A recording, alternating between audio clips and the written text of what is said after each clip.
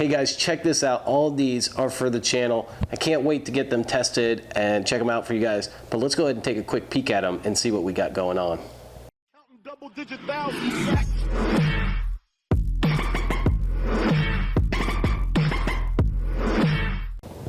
Before we begin, let's just tell you that each and every one of these speakers can be purchased from Parts Express website. Now, in order to save you the time of having to look that up, I've put a link to each and every one of the speakers in the description down below. So have a look at that if you want to know a little bit more information or to buy any of these speakers. So let's get started with this.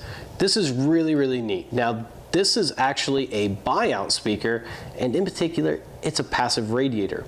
Now, this is a really neat passive radiator. It's a 3.5-inch passive radiator, and the thing that really makes this intriguing is it's only $3.50. Now, why did I pick up some of these? Well, I picked these up because I think that they might be a really good match for some of the smaller speakers that I have in stock, which are the ND65-4 and the PC83-4, and maybe even some of the speakers that we have here.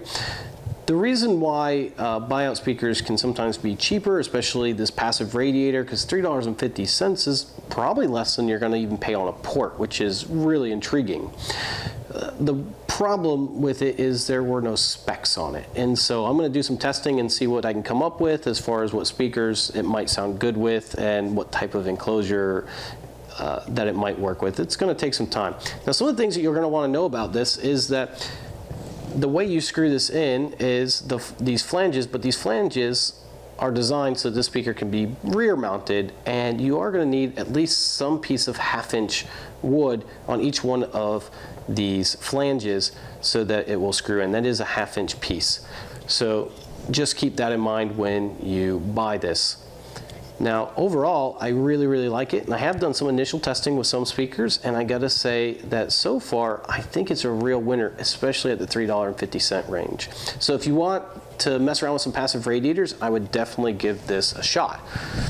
All right, let's see what else we got. Let's go ahead and start with some tweeters. We have the Tang Band tweeter. Now, this is the 252176S. It is a 1-inch dome tweeter. And the thing I like about this is it's gorgeous. I mean, it is a beautiful tweeter. In fact, this is made out of an aluminum, which is really, really nice. And it does have a really nice protective cover over the dome tweeter itself, which is nice because it can actually protect it. So if you're going to be putting this in something that it needs some extra protection, this already has it on there. Now, there's another thing that I really, really like about this tweeter, and that is how it mounts. If you notice, this doesn't mount like a typical tweeter. This actually uses a screw-on mount that you unscrew and screw on. Now, that's great for a couple reasons. One, you don't have to have the hole exactly right. You can actually have a little bit bigger of a hole, and it will still work because you can screw this in.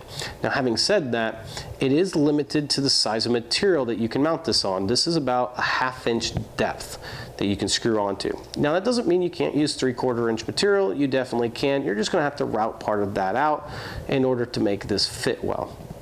But it does seem to be designed for 1/2-inch and lower. Now, this actually has another feature that I really like about that, and that's its FS. So this has an FS of about 800 hertz. Now, that's just amazing. That means that you can use just about any midwoofer to be able to get a very clean response to this. So this would be really good for a two-way, especially if you're having trouble finding a tweeter that can cross over with it. Now, the downside to it is that it's not the highest efficiency. It's only got about 89 decibels efficiency.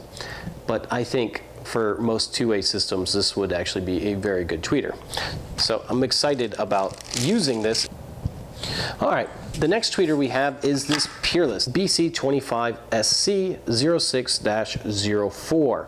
Now, this is a really nice high efficiency tweeter that has been used in a lot of builds. This thing has an efficiency of almost 99 decibels, which is pretty darn impressive for a dome tweeter. It also has the waveguide on it, and it has inset for your screws so that your screws shouldn't become a factor with diffraction once you put it in.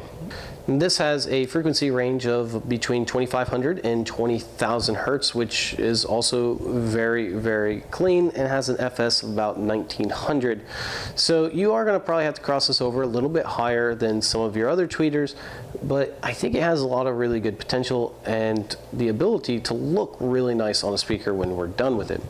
We will be testing that out with a couple other speakers and see how it sounds. Now let's go ahead and get to some of the other speakers that we got. We did get this, which I'm pretty excited about. This is the TCP-115-4. This is a brand new speaker that they came out with. This is a 4-inch 4-ohm speaker. And one of the things that really impresses me about this is it's only about $12. The reason why I find that pretty amazing is, look at this thing. It's gorgeous. It has a paper cone and it has some massive excursion capabilities. This has a lot of potential to do something really, really cool. Now I'm very excited about this particular speaker. It does have a huge magnet on it and it should be able to go pretty low. So we're going to test this out and see what we can do with it. Now I've looked at its graph. It says it can go up to 5,000 hertz. It looks like really it needs to be crossed over by 2,500, maybe 2,400 hertz. We might be able to get a little bit more extension if we go to third order, but I think really 2,500 is probably the maximum that we're going to get out of it. However, it has the ability to be something nice. I mean, even pairing it with something like that Tang Band tweeter that we were looking at could really give it some massive potential. So I see a lot of potential in this speaker. I've never used it, but I'm very, very excited about what it has to offer. And honestly, for $12, if it sounds pretty good, this could be an amazing DIY speaker. All right, guys, so this is the next one. This is the CF120-4. I'm really excited about this. The CF in here stands for carbon fiber, and you're gonna look at this and realize that this is just a beautifully made speaker. You take a look at the carbon fiber, it's just absolutely beautiful on that speaker. And this is one of those showcase speakers. This is one that would not hide behind a grill. This is one that you want to show and shine because I think that this has really, really great potential. Now, one thing that you will notice is it does have an irregular shape to it, so if you want to flush mount it, it might be a little bit harder to do. However, I think the beauty of this thing will overcome that. And this thing actually has a frequency range all the way up to 15,000 hertz. So what does that mean? That means that you could actually pair this with something like a ribbon tweeter and have a really, really cool two-way.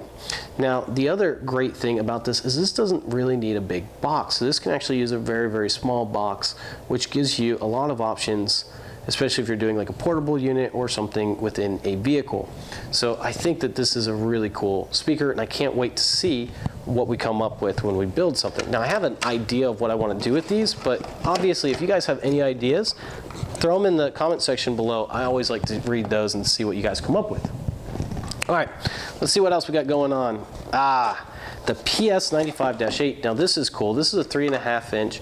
This is a full range speaker. You've probably seen this. A lot of people use these in projects. It is a full range speaker. Now one of the things that I like about this is it actually has an inverted surround. So if you look at the rubber surround, it's actually backwards of what you would typically see on a speaker. And I think that really adds to the looks on this. I think it's very beautiful. Now, this is also a very nice cast frame, and it's really made nice. I actually am very impressed with the quality of this. I can definitely see why people like this speaker. Now I've got a couple different ideas for this. I do want to test this out both as a full range and maybe even add a tweeter to it to see if we can get any more high end out of this. But I think that this is going to be a really, really nice speaker.